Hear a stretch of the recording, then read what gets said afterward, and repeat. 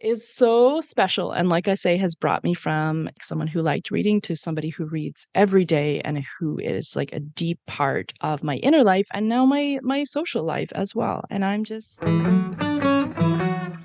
Welcome to Keep It Fictional, a weekly podcast for book lovers by book lovers. Build your to-be-read list with Sadie, Liz, Virginia, Fiona, and Corrine from the Port Moody Public Library.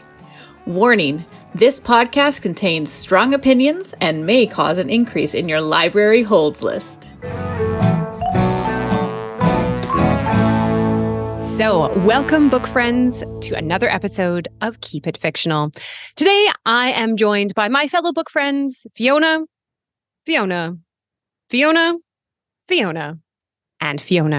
And today, I am also Fiona. In a way, today, we are all Fiona. Today, we gather on a very special episode to bid adieu to one of the OG book friends and founder of the Keep It Fictional podcast. Our resident CanCon champion is leaving Port Moody Public Library after 4 amazing years, leaving behind a legacy of hundreds of story times, hundreds of Zooms to the moon, hundreds of baby bounces, pigeon costumes worn, book buddy interviews, craft bags stuffed, and of course, book recommendations on Keep It Fictional. When I told my mom the news, she said, no. She was very sad as she has enjoyed your voice and your recommendations. Of course, not as much as Liz, but, close second, and the rest of us really rounding out the bottom of the barrel, which is fine. So in honor of Fiona, we have all chosen a Fiona book or a book to recommend to Fiona, or in some cases not recommend. But really, what is a Fiona book? In their own words, because we did a describe yourself in 5 words as a reader, which was very helpful. A Fiona book is emotional, earnest, own voice, educational, and quirky. Now, some of the other words that were gathered by Virginia in a, again, very helpful list to describe Fiona books, which I agree with, are historical. Fiona does enjoy a good historical fiction, which I think ties into that educational. Fiona likes to learn new things. Their brain is always moving and wanting to know more. Another descriptor is slow, or again, in their own words, nothing happens. So yeah, on that line of character versus plot, Fiona falls very hard into the character camp. People can just sit around leading their daily nun lives on an island, just contemplating birds for pages and pages and pages, and they drink that up like a hearty soup. Speaking of island living and ecclesiastical orders, they do have an interest in foraging. Hence all the mushrooms behind me, and nuns, specifically nuns, which is just very interesting. They are interested in queer YA, very specifically queer sports YA, which is a real narrow category. And yet you always manage to find all the best books in it. There's a little bit of science fiction and fantasy mixed in there, but as Virginia said in the email, very hard to pin down exactly what flavor we're talking about. Also, you are a lover and champion of graphic novels, specifically graphic novels with aesthetics. So it's very important to have the proper color palette and or schemes to really appeal and be a Fiona book. Extra bonus points if it's a biography or memoir. I do believe one of their first top books of the year when we did the podcast was Robin Ha's graphic novel, which is a nice, beautiful slice of life with strong aesthetics. So another thing that I really admire about Fiona is that their reading choices and reading habits have evolved. If you go back to the beginning of the podcast, it's a lot of graphic novels, and their reading taste has really expanded and evolved over the last course of years. They are now a professional reviewer. They are an audiobook aficionado / champion. So if you ever need an audiobook recommendation, Fiona is the person to talk to. And yeah, they're a bit hard to pin down in terms of what exactly they're reading because it's always something just a little bit unexpected. You never know what Fiona is going to bring to the table, but you can absolutely ensure that it will have good writing, strong characters, and people staring out of windows in contemplation. The very first book recommended by Fiona on this podcast was Super Mutant Magic Academy by Jill Tamaki, which I feel like is a good encapsulation of Fiona's also sly sense of humor.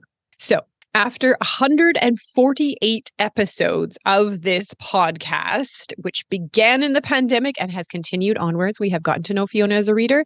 So we have all taken the challenge, is the word I'm going to use, the challenge to read a Fiona book and recommend it back to Fiona. So why don't we start with Liz Fiona, who is also an OG book friend. So Fiona Liz, what book do you recommend? Well, glad to be back, Fiona, for your very special episode. Now, this particular book, I feel, is really a Fiona book. It starts with a sojourn to a conservatory every week for 7 weeks, despite the frigid Toronto winter. A woman was mourning the death of her father, attempting to work through her grief and to alleviate this unshakable chill in her bones that set in with his passing. And she would go to the conservatory to soak in the warmth of those weak rays that were captured within the greenhouse glass while processing her thoughts. It's within grief that an urgency to know more can emerge, and this happened with this person. And whether it was looking toward the future or, in her case, looking towards the past, she had this strong desire to know more. She wanted to know more about her family's history on her father's side before it was forever lost. Now, it was this curiosity about her father, to learn more about his side of the family tree, that led her to find out that he wasn't actually her father after all, at least not in the biological sense. And this is how Unearthing, by the Canadian essayist, novelist, and children's author, Kyo Maclear, begins. Now, the man that Maclear knew as her father was an Englishman and a foreign correspondent for the CBC who was away from home for long periods of time. And Maclear's mother was an artist and the proverbial nail that stuck out in her birthplace of Japan. She didn't quite fit in with the citizenship that she ended up renouncing, and yet she always had outsider status wherever else she lived, too. As Maclear attempts to learn the identity of her biological father, she struggles with whether her desire for knowledge should end at some point. Where does she stop? When does she stop looking? Does she really want to know more and change her entire family history as she knows it? It doesn't help that her mother is evasive with information. She's unforthcoming. She doesn't want to answer questions. And when she does, she provides contradictory information. So intertwined throughout Maclear's story, as if taking root and grounding both her and her mother are memories of gardens and time in nature, which is healing in the wilderness and resilience. In a series of short chapters and vignettes, Maclear's memoir is contemplative and emotional, word, but it is not her story alone. It's also a biography of her parents. It's a love story. It's a story about family secrets, a story about identity and belonging, a story of the struggle for connection between immigrant mother and mixed-race daughter. As Maclear so poignantly says, what is a heart but a broken masterwork pieced together from desire, envy, regret, nostalgia, pity, tenderness, and hope? What is a heart but a way of muscling your way onward? What is a heart but a fist? So Fiona and anyone else who enjoys biography and memoir, Canadian authors, stories with secrets that we delve into and attempt to unfold. If you want something that will make you think without preaching to you, if you want something that you can relate to if you've ever lost somebody you loved, then you may want to pick up Unearthing by Kyo Maclear. Thank you so much, Liz. I will absolutely be picking that up. And I'm very excited about this episode because probably my very favorite thing about Keep It Fictional is that every episode I get new books to put on my to-read list. And if we've done almost 150 episodes, then I probably have 150 times 5 books on my TBR from this podcast. So yeah, that sounds exactly like my kind of book, Liz. I think you totally nailed it. And I think you've always had a good idea of what I like, because I always remember you recommending to me what is it called? A Tale for the Time Being. That's it. Yes, thank you. Because I think that shot up to my like top 10 favorite books of all time. So very excited about putting Unearthing on my to-read list. Thanks, Liz. All right, so we have one in the win column. So we are going to switch over to someone who, they both love a strong protagonist. So I'm going to swing it over to Fiona Sadie to see what book you have chosen.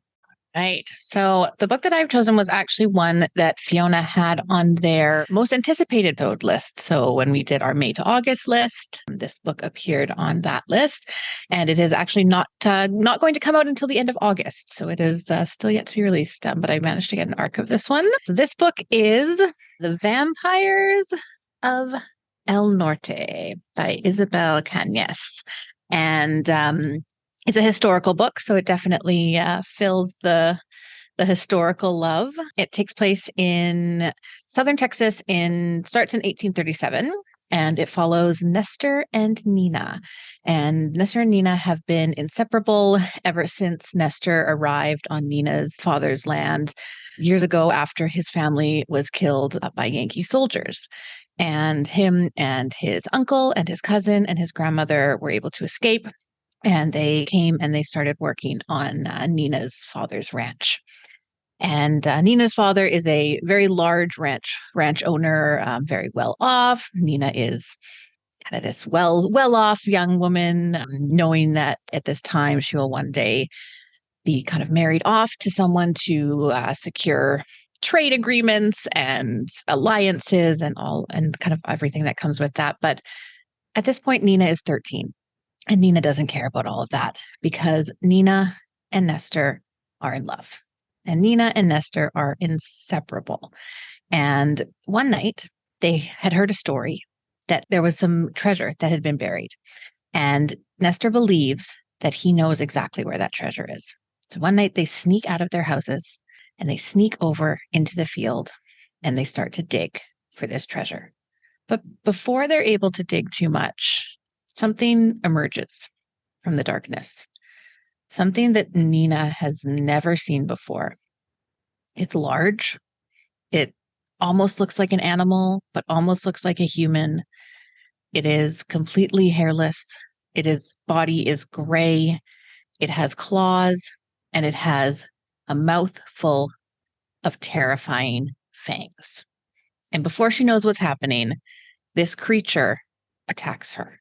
Nestor, hearing her scream, turns around to see this creature on top of his beloved and is attacking her and manages to scare it away, manages to kill it somehow. It dissolves into dust.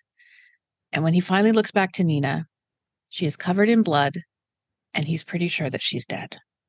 So he runs back to the house, carrying Nina in his arms into her father's home. He drops her on the floor and tells them that they need to do something. But then her mother looks at her and she says, "My daughter is dead. My daughter is dead." Over and over again, "My daughter is dead."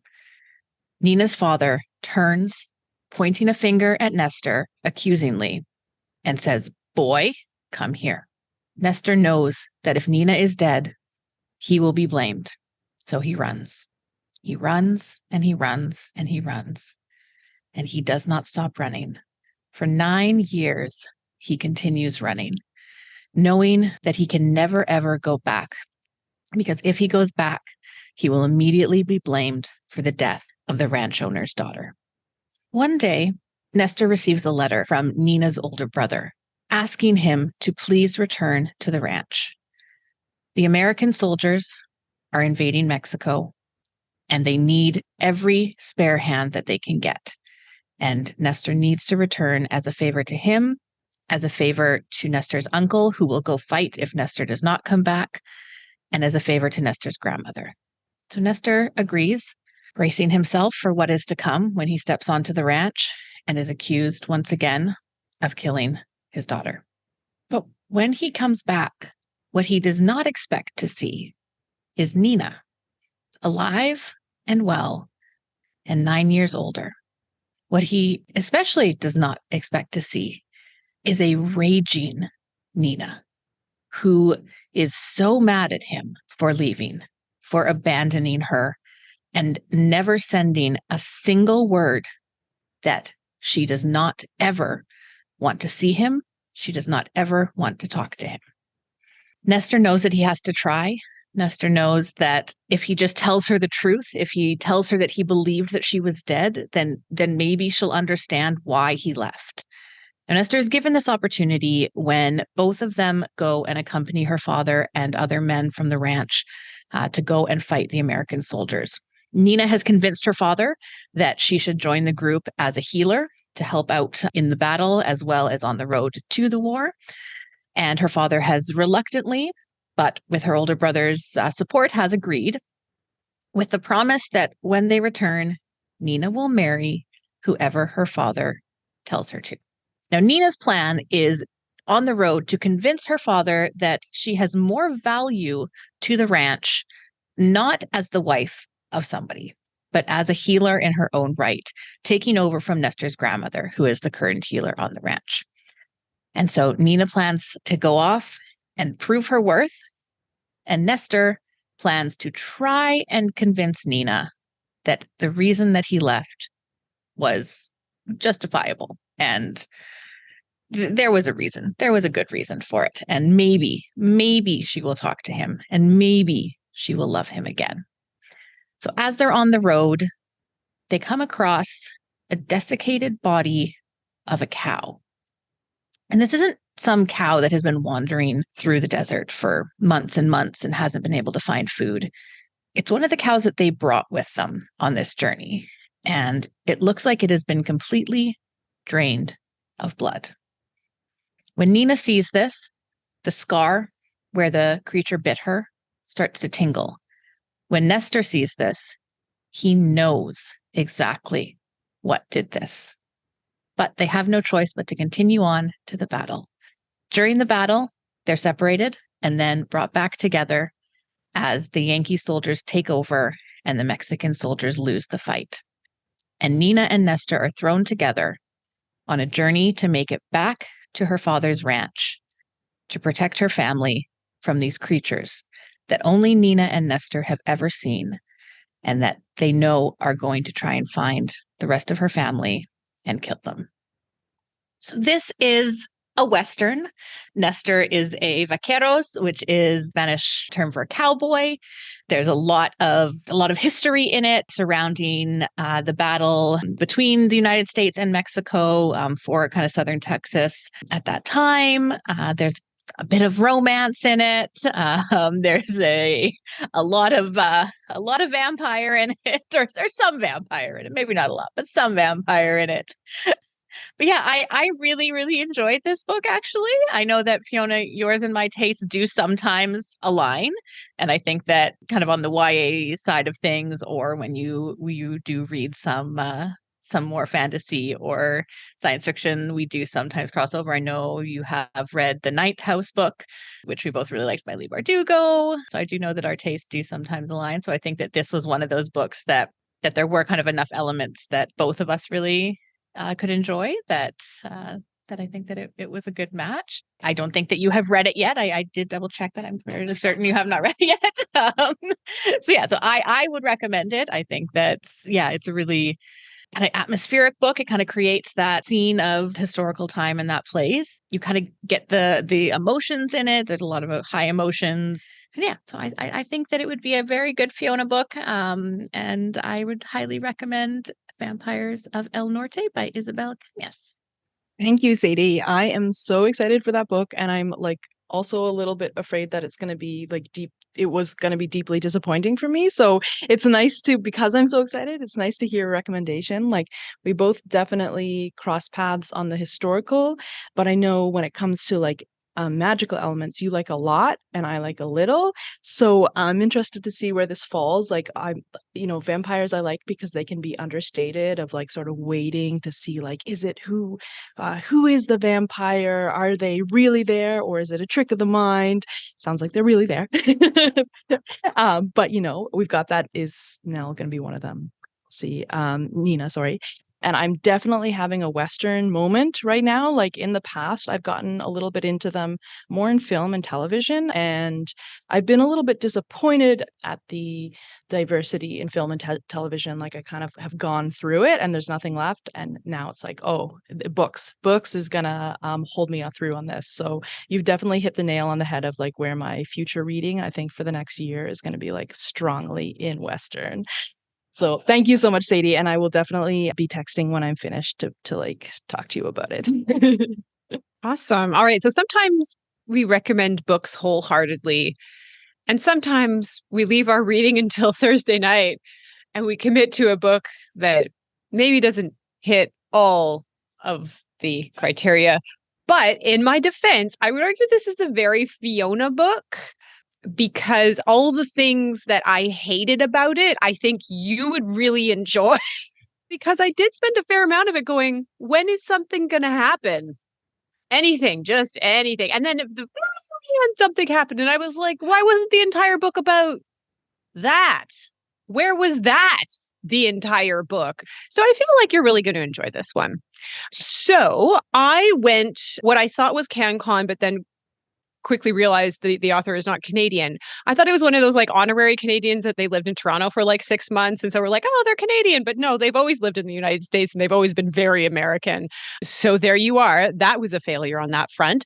However, this has a strong bit about plants and foraging, and a 19th century American female scientist, self-taught, bucking the trends, who has been buried by history and whose legacy is only now being uncovered, and also has a weird religious bent to it, which I think you would also enjoy. And again, people just spend so much time sitting and thinking, just relentlessly thinking. So I chose a book that was actually recommended to me by a patron who I don't forget and I don't forgive, and who recommended Barbara Kingsolver's kind of newer book, Unsheltered. Barbara Kingsolver is probably the most famous for the Poisonwood Bible, which, Fiona, I don't know if you have read. No. Okay, cool. Then I'm really doing well. So I think that she is very famous for kind of feminist writing and environmentalist writing and fiction, and again, some weird religious stuff in here. So this is like very much firing on all Barbara Kingsolver cylinders at once. It is a split narrative, which I know some people on this panel really enjoy, of you get the story that's set in the past and then you get the story that's set in the present, and how will they intertwine?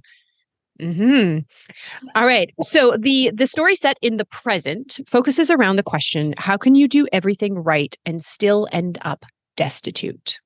Both of these stories feature a house that is falling apart. Literally, Willa Knox's house is falling apart. It is built on no foundation whatsoever. The lean-to on a side addition doesn't actually have any load-bearing walls.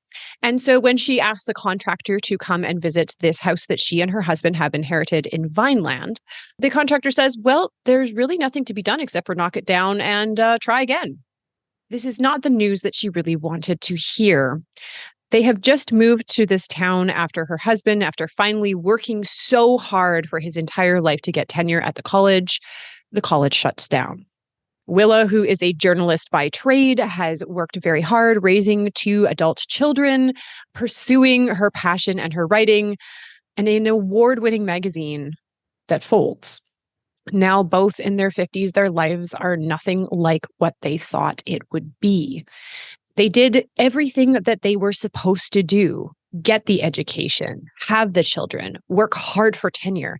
And yet at the end of the day, they are left with nothing until their hands are full with a baby.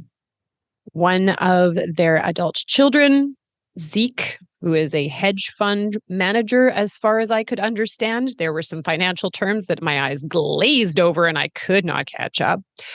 His wife, after the birth of their son, has committed suicide. Zeke, unable or unwilling to take on the responsibility, hands the child over to Willa, her husband, and their other adult daughter, who has recently returned from Cuba, aimless, to raise this child. In this same small city in New Jersey, in the 19th century, a man is grappling with a question: how can a man tell the truth and be reviled for it? The past of Vineland is storied. It was supposed to be a promised land, at least according to the founder / I'm going to call it cult leader, Landis, who brought people to this promised land of farming and equality and education for all. So long as you did exactly what he said, everything would be fine. He would teach the people how to farm. They would get a piece of land in return for farming it and giving him a lot of the profits. And as long as they did not touch a drop of alcohol or think for themselves or speak for themselves. Now, Thatcher Greenwood has recently moved into a house that was built in Vineland by his father-in-law, who has passed away. They have been brought back from the bustling town of Boston, where he grew up, the town where he worked as a medical assistant in the Civil War, back to this small town where his wife's family grew up under the watchful eye of Landis, the Emperor King, and has been told that their house is slowly ripping itself in half. Built by contractors who believed more in the rule of God than the rule of rulers. It was built with whimsy and as a result is literally cracking in half.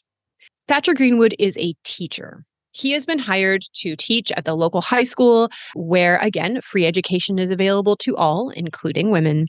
However, he is closely observed by his employer to make sure that he doesn't say anything out of line, which is a problem for Thatcher because he is a scientist.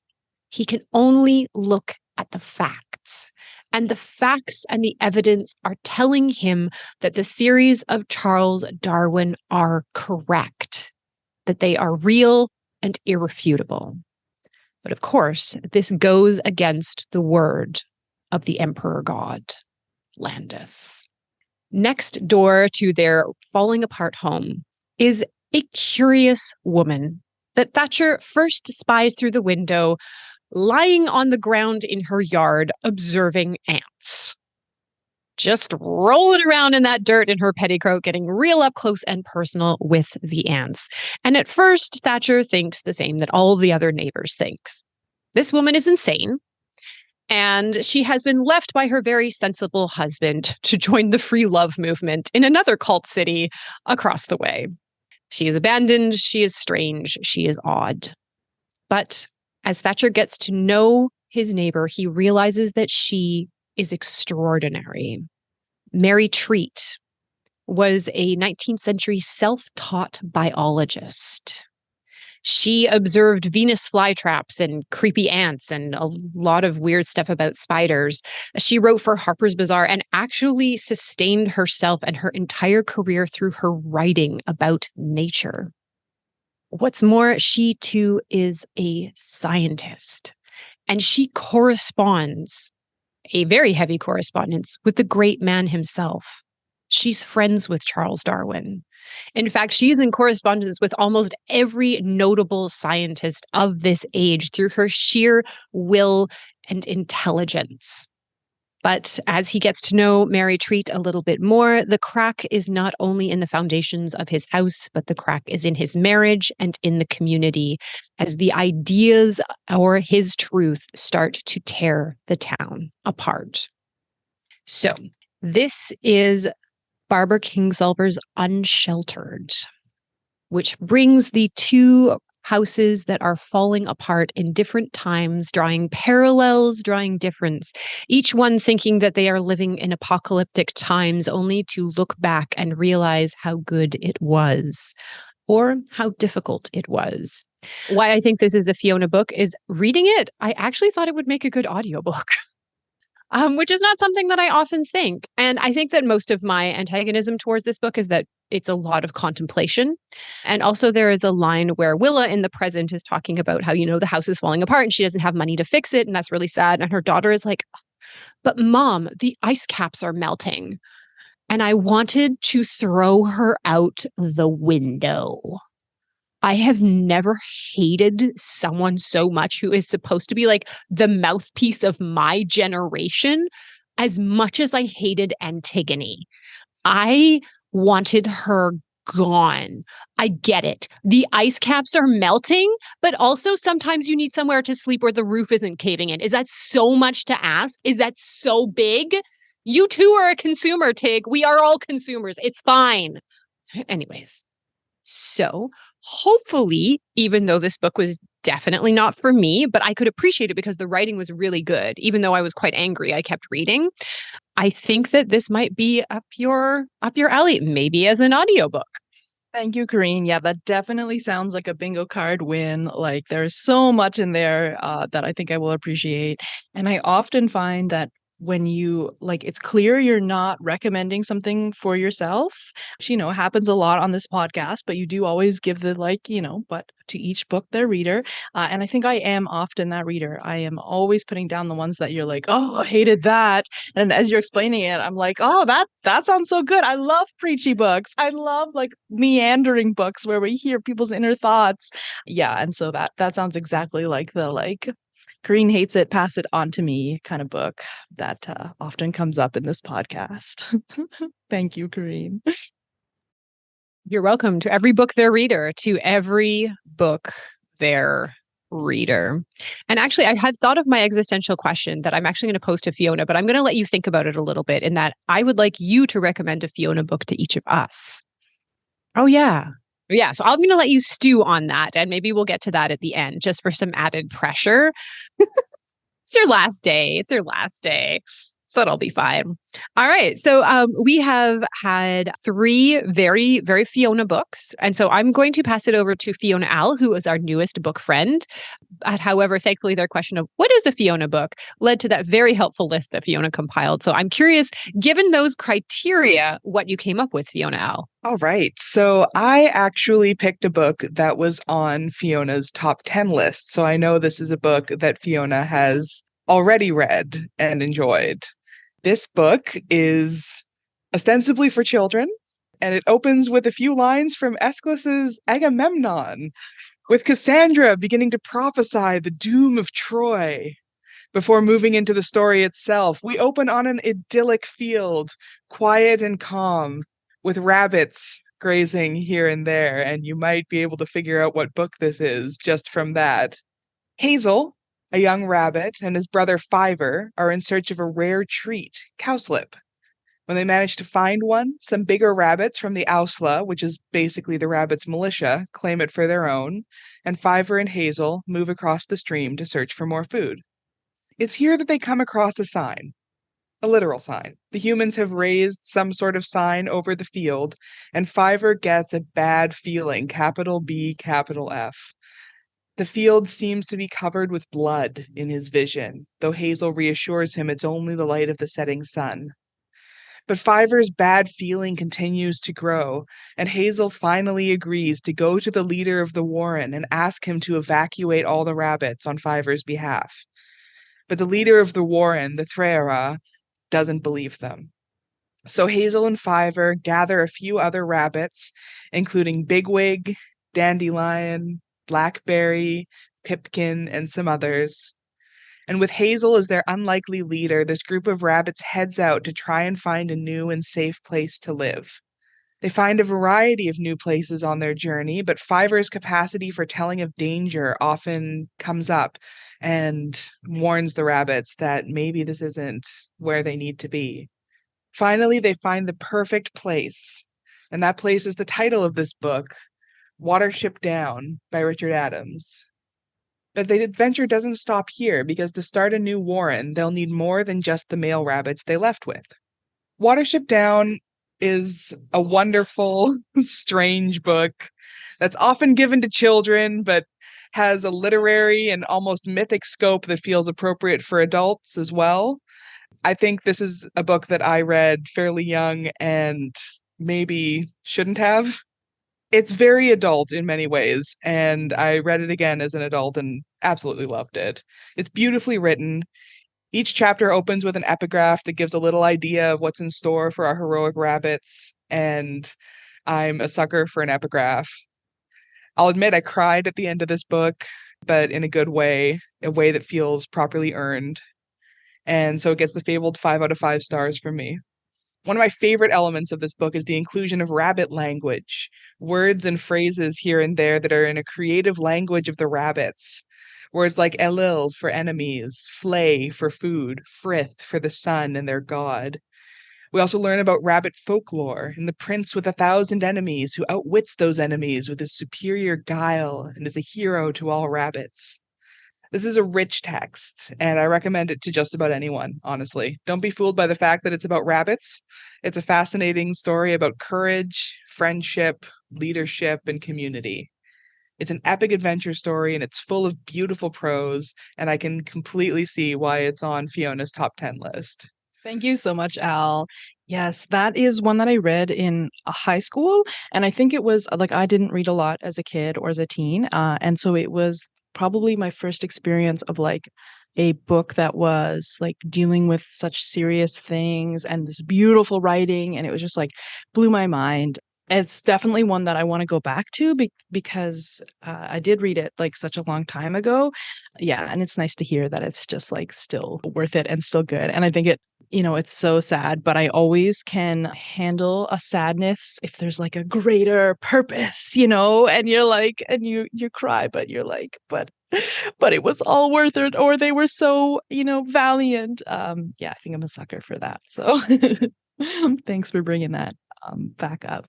I'm glad, Fiona, Al, that you cried at Watership Down because I also ugly cried. Also, the animated movie is traumatizing to watch as a child.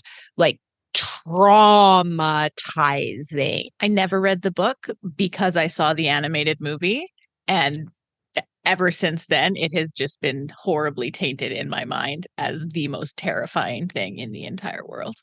Yeah, like forget Little Nemo and Slumberland. Like that's the real. There was like someone made like a picture book of like stills from the movie, and I still remember Bigwig's like eye glazed over with like the big scar like biting into another rabbit's neck. Like, yeah, formative. Anyways, on that note, going to our resident blood and gore expert, we are going to turn it over to someone who sometimes has some things in common with Fiona and sometimes not. We're going to hand it over to Fiona Virginia. All right. I think as Corinne pointed out earlier, Fiona, you do have a wide-ranging reading taste. Sometimes books that you talk about, I'm like, I want nothing to do with them. But then there's also the fact that out of all the book friends, maybe this is surprising to you, I'm pretty sure I read more Fiona choices than anyone else. Because I think you and I really have books that we're often on both of our radars. And so when you talk about them, they immediately go up to the top of my TBR because, you made them sound so interesting. So yeah, so I'm pretty sure I read more Fiona books than others. And you pointed out earlier too, like what we're going to miss is I'm going to have to find another somewhere else for positive reinforcement because it is such an accomplishment every time one of the books that we talk about made it onto your reading list that we see on your story graph or your Goodreads. I'm like, yes, we did it. And often you're the only person that I'm like, there's a mild chance that maybe Fiona would care about this book. So please keep us posted on what you're reading. It's not going to be quite the same without you talking about the book. Being the person who have the privilege to edit the podcast, you have so many lines of gold that I can use as a teasers all the time. I don't know where I'm going to find them now because it's really hard to be like, okay, we used Fiona like 5 times already. Maybe someone else should get a chance. But the things that you say just so perfect for the teasers. Anyway, so keep us posted.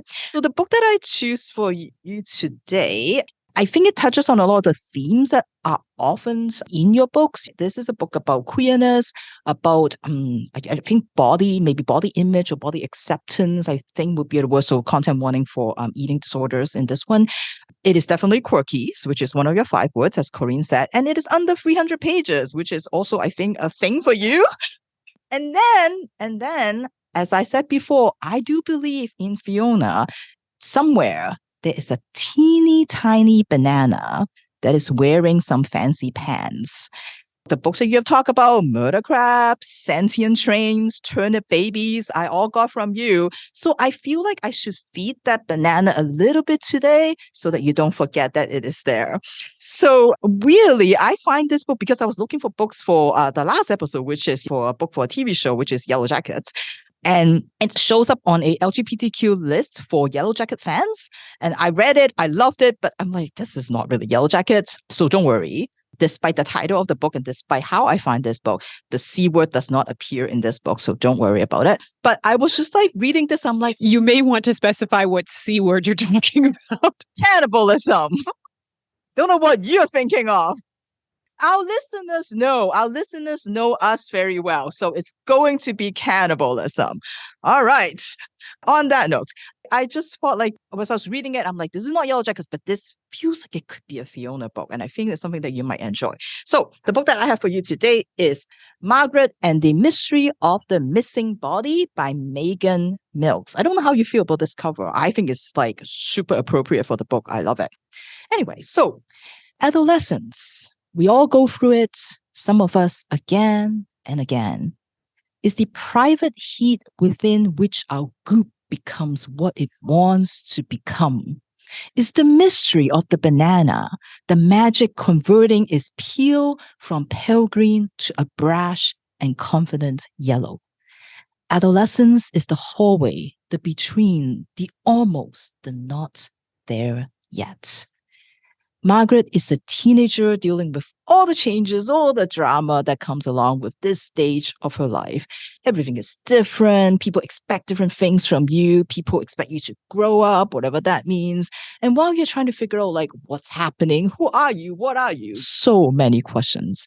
And some days Margaret feels like she has all the friends in the world. Some days she feels all alone. And on many days, she longs for those good old days of the GCSA club, a club that she created in middle school. GCSA stands for Girls Can Solve Anything. It is a club with her 3 best friends, Angie and Gina, and then later on joined in by Gretchen, a new girl that dazzles everyone in her talent show performance where she dressed up as a detective and then was murdered and transformed into a femme fatale. It is like supposed to be some feminist cinema critique or something, but everybody was just so excited. And they were delighted to find out that Gretchen also loves solving mysteries, so she was invited to join the group right away.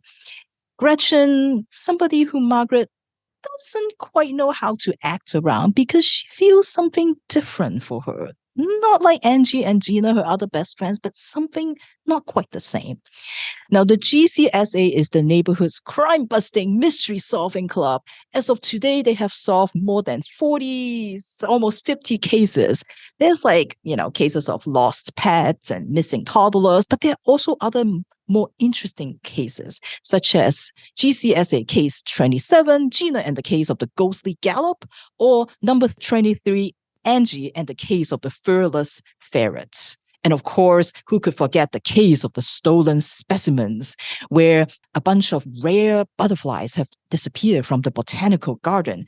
And when they tracked down where the butterflies have gone, they found out they were at their science teacher house. And when they saw the science teacher, she was in a kind of like a half human, half bug form because she has somehow got the DNA from the butterflies and is trying to transform herself. There's also, of course, the case of the missing body. One day, there was a bit of a lull in the detective club when they heard a knock on the door. And when they opened the door, there was nobody there. Then there's a little voice that speaks up from, "Hello, here, down below, look down here." And when they looked down, there was a brain that just shows up, named Frida Normandy.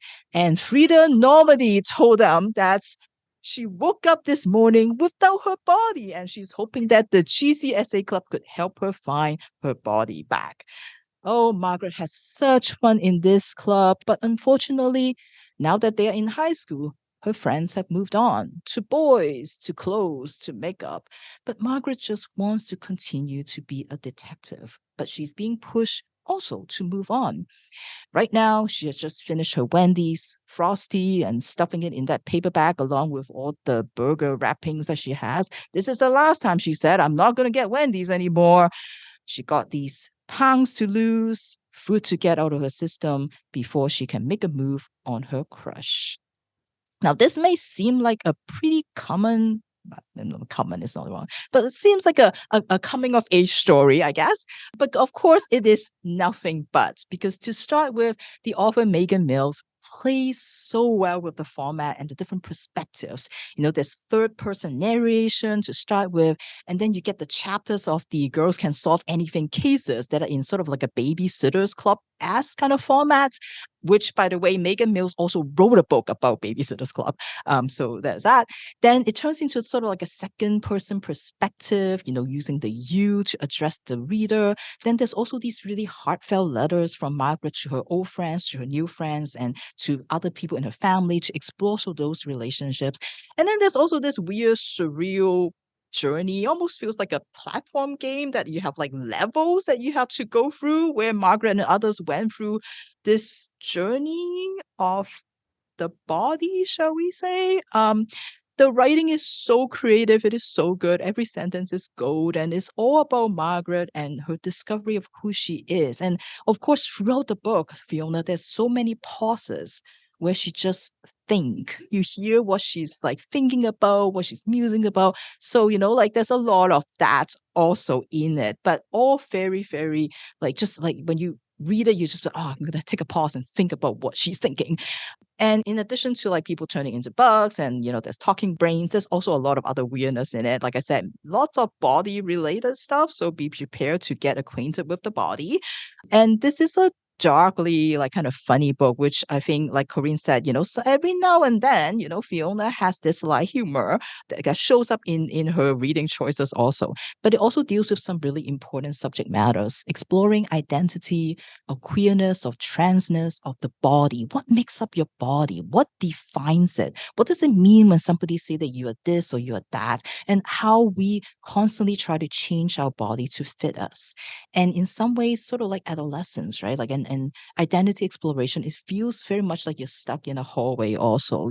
Sometimes you think you've reached the end, but you have to go back and you have to redo it, because we grow and we change and we're never quite done. And this is explored so successfully in this wonderfully weird story. And it really challenges our common notions about what it means to have an identity, to have a body. And of course, I don't know how you feel about this, but like what really cements for me is that it starts with a whole bit on Fiona Apple and the genius of her album title. And again, don't know how you feel about Fiona Apple, but I just realized that you have the same name. And speaking of names, Sadie, this is also the book that has Sadie and Yevie in the same book, which was also very weird. But anyway, I love this book and I hope you will too. So that is Margaret and the Mystery of the Missing Body by Megan Mills. And because this is like Fiona's special week, I'm, as Liz said, like an overachiever. I actually did try to make it a whole Fiona week. I listened to an audiobook because you're a champion of audiobooks. So I did that. I started this family story about mushrooms just for you.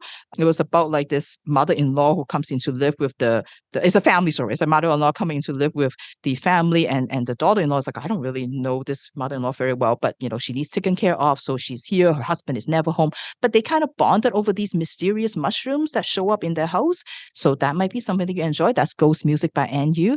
And because I know that Sadie was going to talk about a book with vampires, I didn't do this one, but there's another book that I think you will enjoy. This is The Root of Ice and Salt. It is by Jose Luis Zarate and translated by David Boles, and it is a queer retelling of some of the bits in Dracula, and it is published by Sofia Moreno Garcia's imprint right in Vancouver. So I think that you really enjoyed it. I have never felt so much like I'm in the middle of the ocean with all the like sights and the smells and the sounds. Does this specifically sort of address that journey when some mysterious boxes show up on the ship, and it's from the captain's point of view. It's very sexually explicit and kind of almost erotic. So if you're ready for something like that, I would suggest checking this out, Root of Ice and Salt. So there we are. So thank you again, Fiona, for all the books that you have recommended us. I can't wait to see what you read next. Thank you so much, Virginia. I now have not one, but 3 books on my TBR from Virginia. And I almost feel like the Margaret and the Case of the Missing Body, I feel like almost there's something for everybody on the panel for that. I feel like everyone should read it. And I like that it sounds like a bit of a critique of the like cozy mystery, especially like children sleuths, because well, I actually have a soft spot for that stuff. My mind is always going, that's not realistic. That doesn't make sense. Like this kid's gonna be so messed up. Like and so I I like things that are a little bit more like, looking into that. And with Virginia, it's always a question of whether like it's going to push my boundaries, but is it going to push them too much or be right on? So we'll see with this book. Oh, and I also wanted to address my saying things that are always good for the teaser, because I think I'm the one who doesn't script anything, which is a choice, which, I may live to regret if I ever run for politics. The infamous Nun episode, where I will never go back and listen to that episode because I'm sure I said a lot of incriminating things. Yeah, so this is, a time capsule of the random things that come out of my mouth, and I'm glad that they've been used for some good to the teasers. Yeah, so thank you, Virginia, for putting them to use. Shall I answer your question now? All right. Okay, so this is done quickly, and also recognizing that I've really come into my own as a reader in this podcast. So I think pretty much everything I recommend is going to be something I talked about on this podcast, because it has brought me from like a casual reader through my stage of identity, of being here I am, left tongue-tied for the last time. Imposter syndrome, going through imposter syndrome to now feeling like, yes, I'm a real reader. I have like real things to recommend. But yes, a lot of these things will be things that I have already talked about on the podcast. Okay, for Kareen, I have Iron Widow by Xian J. Zhao. I feel like on one hand, this has all sorts of things that you really hate. It is a YA mecha with a love triangle. It's very out there, but the thing is that the main character is one of those like kill everything types, and I feel like sometimes that just works for you in a way that you can forgive everything else, because there is someone who is like the bad guy centralized as like a main character. So I think that could go for you, and I'm glad to see a thumbs up, because I do often wonder what really is a Korean book. For Al, I have An Unkindness of Ghosts by Rivers Solomon, if you haven't read it yet, or Other Things by Rivers Solomon. This is sci-fi, space opera-y. It kind of takes a character in a space opera-y setting, and it's very queer. It follows a non-binary character. I think they're neurodivergent, and just a really great, interesting kind of uncommon character. I haven't seen a lot of main characters like them. So yeah, I feel like, again, if you haven't already read it, that'd be up your alley. Okay, for Liz, I have a real like one I pulled out of my way back list. And I think it's probably dated by now. So, it may be something more like this than this actual book. But it is I'll Seize the Day Tomorrow by Jonathan Goldstein. And if I'm not seeing any like neurons firing for Jonathan Goldstein, he is at the very least like the type of person that you would appreciate. I think that sometimes we have overlap with CanCon. I feel like Liz is very like in the know for CBC reporters and CBC authors. Whenever I bring someone up, she's like, oh yeah. This is a memoir with a lot of humor to it. Jonathan Goldstein did a CBC podcast maybe before there were podcasts, called Wiretap, and it's just a bunch of like weird skits, and they just like would just make me laugh so hard. And he has a very specific view on life, of a lost out in the world sort of analytical what is life with humor. So that is my recommendation for Liz, with the caveat that I think it's about him turning 30, and it was probably written like 10 or 15 years ago. So I don't know if it's still good, but I loved it in university. For Sadie, this might also be one that Sadie has read. We've talked about the overlap that we have in YA, but I feel like Sadie is fantasy YA and I'm contemporary YA. I think where we have some crossover is probably on thriller YA. So I would recommend One of Us is Lying by Karen McManus. It is, a quintessential YA read. I think it really defined the genre. It's just endlessly entertaining, but with some self-awareness. And I feel like for both of us, that's really something that hits it home when it's like, it's doing more than just writing a copycat of everything else. And for Virginia, okay, I feel like Virginia and I probably have the most overlap, but for the absolutely different reasons. Like, I will read most things that Virginia recommends, but like for a different reason than why she's recommended them. Like, the uncanny doesn't always do it for me. And I like some high fantasy, but not usually to the detail that Virginia likes. So this is probably one you've already read. It's a classic sci-fi that I think was kind of like forgotten by a female author. It's called A Door into Ocean by Joan Slonzowski. And I'm recommending it with the hopes that maybe I have found a niche that Virginia hasn't read. And I know that Virginia kind of comes from like a strong sci-fi and like high fantasy background, and then is now looking to move out of that into things that are like more, that are doing more, that aren't just like rehashing. So I feel like this was an original and hopefully still holds up. It's about two worlds that are at war. One is more of a colonized world, and the people are like kind of like fish people, and they're only female, and somebody comes from this like colonizing world, and he's actually a boy kind of at the time. The author is maybe a molecular biologist or something, and she brings a lot of that into it, and he sort of becomes one of them and also is going through a gender transition as a result of becoming one of them. So it has some cool like actual hard science fiction in it, and I would also recommend it to Al because I know that they like sci-fi as well and high fantasy. So I think if you can find a copy, it's actually kind of hard to find, but there is an audiobook out there that I would recommend. Yes, and of course listen to all of these in audiobook. They will be good.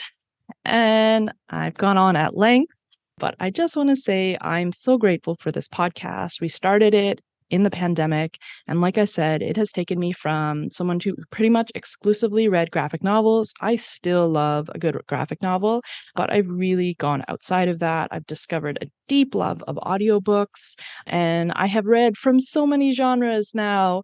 And I have gotten to know my book friends so deeply. Like, I've never been one to talk about books, and I think it's hard to find a community to talk about books, and to have the opportunity to share that with all of you, like especially my book friends, but also anybody who listens.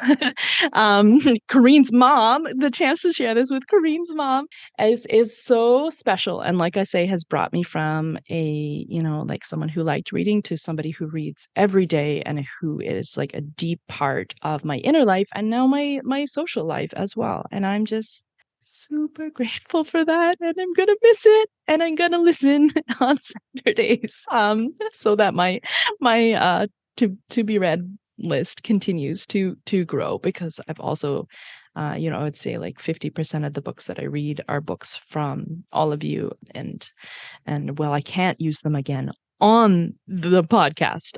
They have brought me so much happiness and joy, so thank you all so much. Well, thank you so much, Fiona. Yeah, so this podcast started as a pandemic project, which, was a really difficult time for all of us. And I think I and my other book friends that just appreciated the opportunity to kind of talk about something that we loved, and talked about something that we are passionate about, and share book recommendations with you. And over the 148 episodes that Fiona has been with, and I actually can't, although Virginia has made a massive spreadsheet of all the books that we have recommended, including the to be anticipated in our top 5 of the year. So I feel like you've actually recommended to us much more than 148 reads. reads over the course of this podcast. And it has been a real privilege to kind of watch you evolve as a reader and as a person, as you are growing and like metaphorically expanding your wings and your mind and going on to amazing things. I think we're all honored to be a supporting character in your life's work for that time. And we hope that in this new chapter that you're going on, that you continue to grow and just be the amazing person that you are. We'll miss you terribly. My mom will miss you, but we will miss all those wonderful things about you as a reader and as a person. But we all wish you the very, very best and many, many happy reads in the future. All right. So on behalf of Fiona, and Fiona, we would like to wish the Uber Fiona happy reading. And thank you to all of our listeners and from our book friends. We'll miss you and hope you all the best. Thank you for listening. If you like our show, please tell a fellow book lover about it. You can find a list of all the books we discussed in our show notes. Join us next week for another fun book chat. Until then, keep it fictional.